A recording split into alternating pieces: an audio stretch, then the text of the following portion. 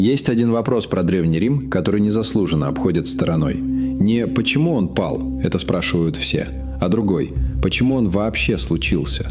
Почему именно эта точка на карте, деревушка на 7 холмах над заболоченной рекой, стала одной из самых мощных политических машин в истории человечества, а не, скажем, Карфаген, который был богаче, или греческие полисы, которые были культурнее? Мне кажется, дело не в одном великом качестве, а в скучной вещи, которую обычно проматывают, в правилах игры. Официально Рим основан 21 апреля 753 года до нашей эры.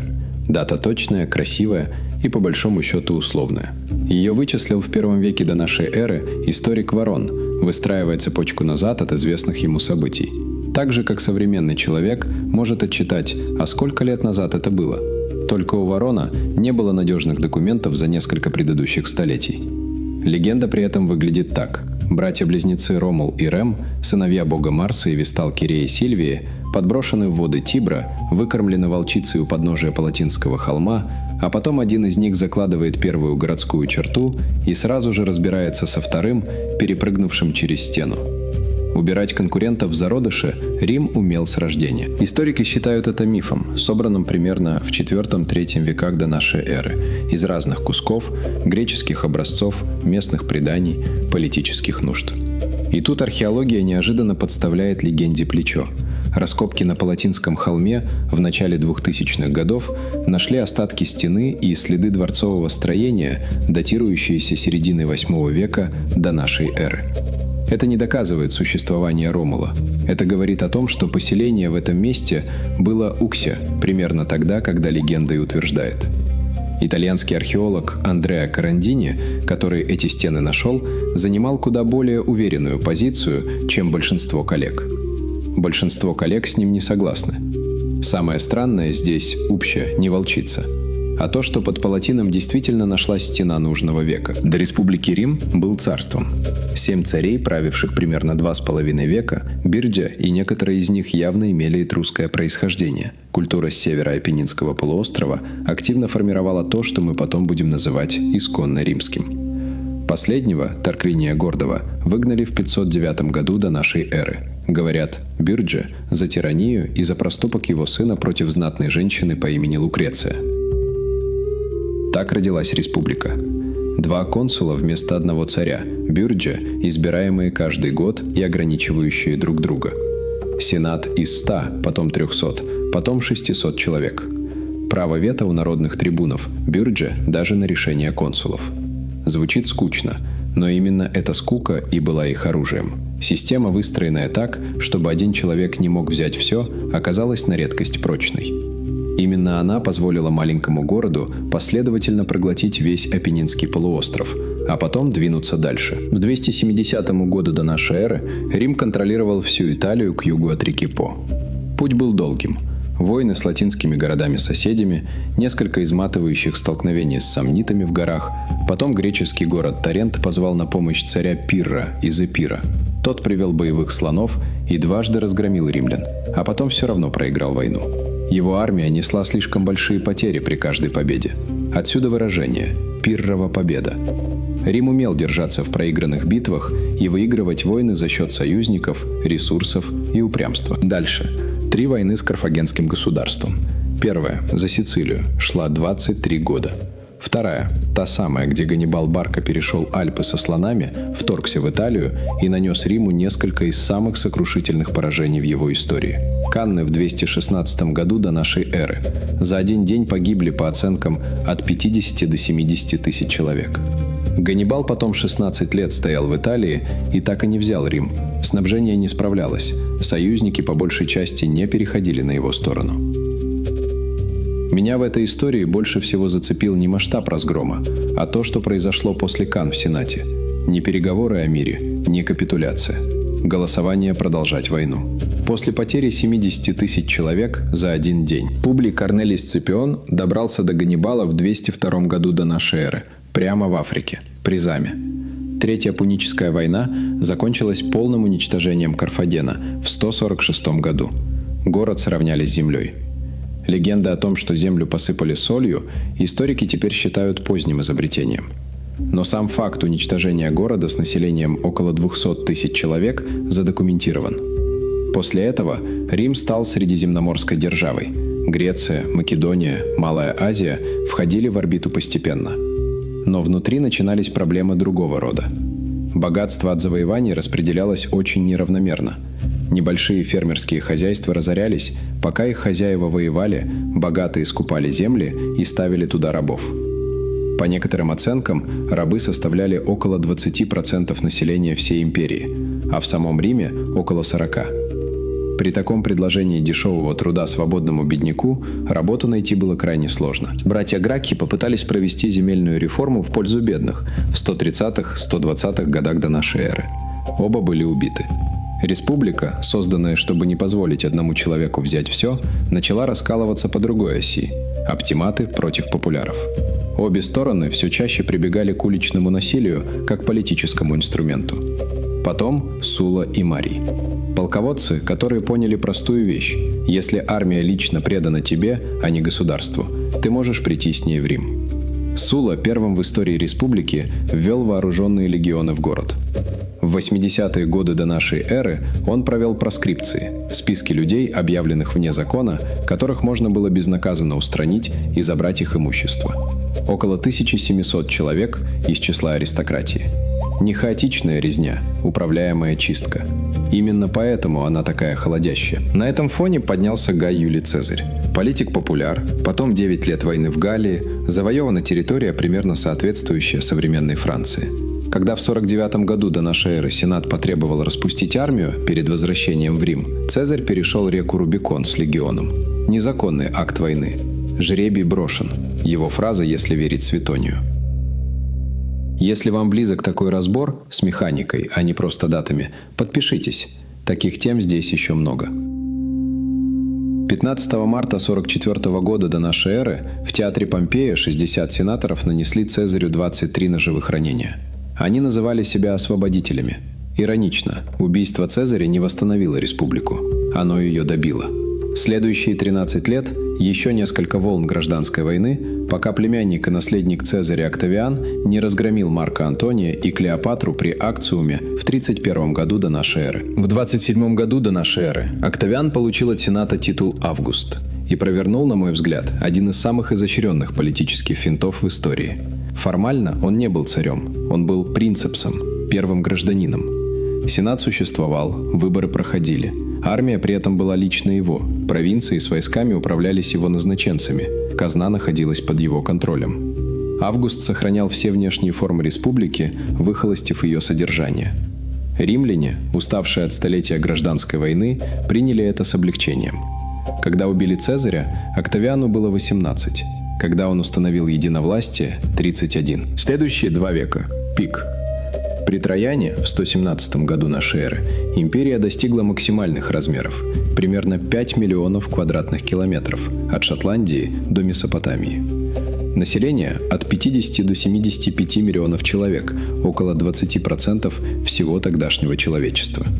Один Рим насчитывал около 1 миллиона жителей, и это был единственный город в западном мире такого масштаба вплоть до XIX века, пока Лондон не дотянулся до этой цифры в эпоху промышленной революции. Вот одна деталь, которую я нахожу по-настоящему странной. Чтобы напоить этот 1 миллион, Рим построил 13 крупных акведуков. Они ежедневно закачивали в город около 140 миллионов литров воды исключительно самотеком, без насосов. Только точно выверенный наклон, примерно в 1/1000 угла, на всем протяжении в десятки километров. Один из этих акведуков, Аква Вирго, построенный в 19 году до нашей эры, до сих пор работает и снабжает фонтан Треви. Это не руина, на которую смотрят туристы. Это водопровод, который все еще делает свою работу. Дороги строили по технологии, непревзойденной почти до 19 века. Трехслойная отсыпка, дренаж, брусчатка с наклоном для стока воды, столбы через каждую 1000 шагов с указанием расстояния до Рима и имени чиновника, построившего участок. К 200 году нашей эры сеть превышала 80 тысяч километров. Выражение «все дороги ведут в Рим» – буквально описание того, как была устроена карта. И бетон – смесь извести, вулканического пепла и воды, схватывающаяся даже под водой. Исследователи из Массачусетского технологического института в последние годы установили, что морская вода не разрушает этот материал, а химически его укрепляет через реакцию с вулканическим пеплом в составе. Пантеон, купол которого диаметром 43 метра, был залит из этого бетона в 118 году нашей эры, до сих пор остается крупнейшим в мире неармированным бетонным куполом. Я каждый раз немного застреваю на этой цифре. Большинство горожан при этом жили в инсулах, многоквартирных доходных домах до 5-6 этажей. На верхних этажах дешевле, но ближе к пожарам. Пожарной службы в республиканском Риме не было, ее создал Август. До этого Марк Лициний Крас, богатейший человек поздней республики, сделал на пожарах бизнес. Его люди приходили на место и предлагали хозяину продать горящее здание прямо сейчас, за бесценок. Если тот соглашался, тушили. Не соглашался, ждали, пока догорит. Прокормить тот же миллион было отдельной задачей. Только египетские поставки зерна покрывали потребности города примерно на 4 месяца в году. Остальное шло из других провинций. Государство раздавало зерно беднякам. По данным источников 1 века до нашей эры, бесплатно его получали около 500 тысяч человек. Сатирик Ювенал во 2 веке нашей эры назвал это «panem et circenses» – «хлеб и зрелище». Он имел в виду, что только это горожан и волновало. Ювенал был с ними явно не в ладах. Колизей вмещал от 50 до 80 тысяч зрителей, больше большинства современных футбольных стадионов. Снизу арены шла подземная система – лифты, клетки для животных, технические проходы. Через люки могли выезжать декорации и выходить звери. Конструктивно это была сложная машина, а не яма с песком. Гладиаторы при этом жили в специальных казармах, тренировались у профессиональных инструкторов и получали хорошее питание, потому что были дорогостоящим активом. Бой до необратимого исхода был реальностью, но не нормой каждого поединка. Публику интересовало качество поединка не меньше, чем его исход. Цирк «Максим» вмещал около 350 тысяч зрителей, почти треть всего населения города. 4 команды с цветами – синие, зеленые, белые, красные.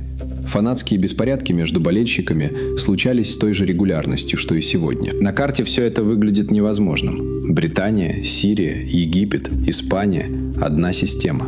Она держалась несколькими способами в связке. Провинциальный наместник отвечал за судопроизводство, налоги и порядок, но местные элиты сохраняли своих богов и свои обычаи. Рим не требовал культурного единообразия, он требовал налогов и воинской повинности. Это была прагматика, а не великодушие. Солдат служил 25 лет, строил лагерь каждый вечер по одному стандарту и знал одни и те же команды на латыни. Ветеран, осевший в провинции после службы, приносил с собой не просто язык. Он приносил дорогу, баню, технологию строительства, привычку к письму. Так от Британии до Сирии вырастали города с форумом в центре, термами, амфитеатром и акведуком.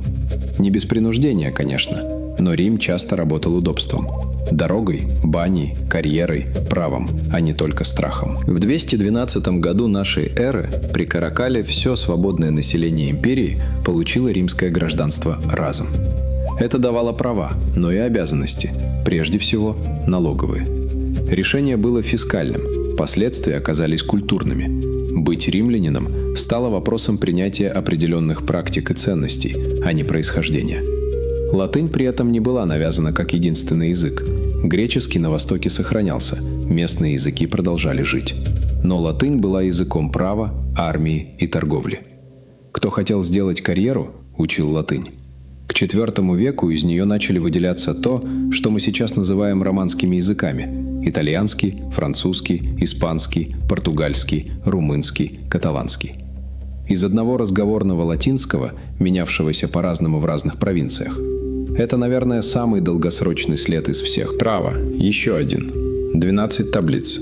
Первый записанный римский закон, примерно 5 век до нашей эры. Потом несколько столетий прецедентов, толкований, судебных разборов. Кодекс Юстиниана, завершенный в VI веке, уже после формального распада западной части, лег в основу правовых систем большей части современной Европы и Латинской Америки. Когда вы слышите про гражданское право, в отличие от общего, это оно. Золотой век выглядит золотым только с определенной высоты. По демографическим реконструкциям, примерно половина детей в Риме не переживала 5-летнего возраста. Те, кто добирался до 10 лет, в среднем могли рассчитывать дожить до 45-50. Примерно как в сельской Индии или Китае в начале 20 века. Медицина была. Гален, работавший при Марке Аврелии, составил корпус знаний, который оставался авторитетным в Европе еще 1000 лет. Но инфекционные болезни, шедшие по торговым путям, никакая теория не останавливала. С середины II века начинается обратное движение. Антонинова чума в 165-180 годах нашей эры унесла значительную часть населения. Потом кризис III века. За 50 лет сменилось более 20 императоров, большинство из которых завершали правление не своей смертью. Чума Киприана в 250-х. Гиперинфляция после обесценивания монеты. Давление на границах сразу с нескольких сторон. Когда легионы поняли, что могут провозгласить императора, и это будет работать, они начали делать это регулярно. В период солдатских императоров с 235 по 284 год сменилось около 20 правителей, и большинство из них погибли от рук собственных солдат. Один из них, Гордиан I, продержался у власти 22 дня, после чего покончил с собой, узнав о гибели сына. Следующий, Гордиан II, правил всего 20 дней. Потом Бальбин и Пупиен, сразу двое как соправители, оба убиты претарианцами через 3 месяца. Бюрократия, суды и дороги при этом продолжали работать. Но центральная власть превратилась в лотерею.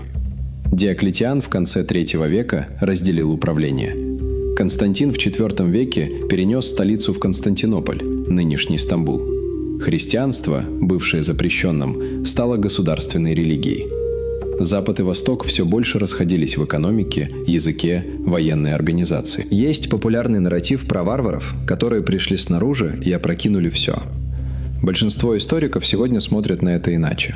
Племена, которые в V веке занимали западные провинции – вестготы, вандалы, остготы, бургунды – в значительной мере были романизированными. Служили в римской армии, принимали римское право, носили римские титулы. Адаакр, свергнувший последнего западного императора 4 сентября 476 года нашей эры, был германским военачальником, который управлял через римский сенат и называл себя не победителем Рима, а его администратором. Дата 476 год, как конец Рима, это в каком-то смысле ретроспективная конструкция. Ее сформулировал хронист Марцелин в 510-х годах, почти через 40 лет после события, как политическую риторику для Юстиниана, готовившего военный поход на Запад. Никто на месте не объявлял «все, Рим кончился». Историк Брайан Кроук сформулировал это точно. Падение Рима в 476-м – сконструированная историческая точка, которая стала восприниматься как реальная. Восточная Римская империя просуществовала еще 1000 лет, вплоть до взятия Константинополя в 1453 году. Это тоже был Рим. Что реально произошло на Западе? Постепенное расплетание. Торговые сети, которые обеспечивали миллион жителей едой, распались.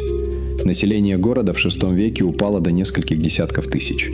К концу VI века населенная территория Рима сжалась до менее чем 10% от прежней площади, вокруг изгиба Тибра. Рим не столько рухнул, сколько перестал тянуть собственную инфраструктуру – зерно, деньги, армию, дороги, власть. Гиббон писал про христианство и варваров. Современные исследователи добавляют климатические изменения, чумы, деградацию денежного обращения. Ни одна из версий не закрывает всю картину. Может, это и есть ответ. Так почему именно Рим? Не из-за холмов. Было много укрепленных мест лучше. Не из-за реки. Тибр был мелкий и капризный. Рим выжил и вырос потому, что построил институты, которые переживали отдельных людей. Республика пережила несколько военных катастроф, потому что Сенат продолжал работать как организация, а не как свита одного человека. Право пережило саму империю, кодекс Юстиниана составляли уже в VI веке, когда западная часть формально уже не существовала. А когда институты начали работать на отдельных людей, а не наоборот, крен был задан. Медленно, нелинейно, но задан. Зато акведуки работают до сих пор. А мы будем работать, не покладая рук и дальше, если ты под этим роликом поставишь лайк и подпишешься на канал.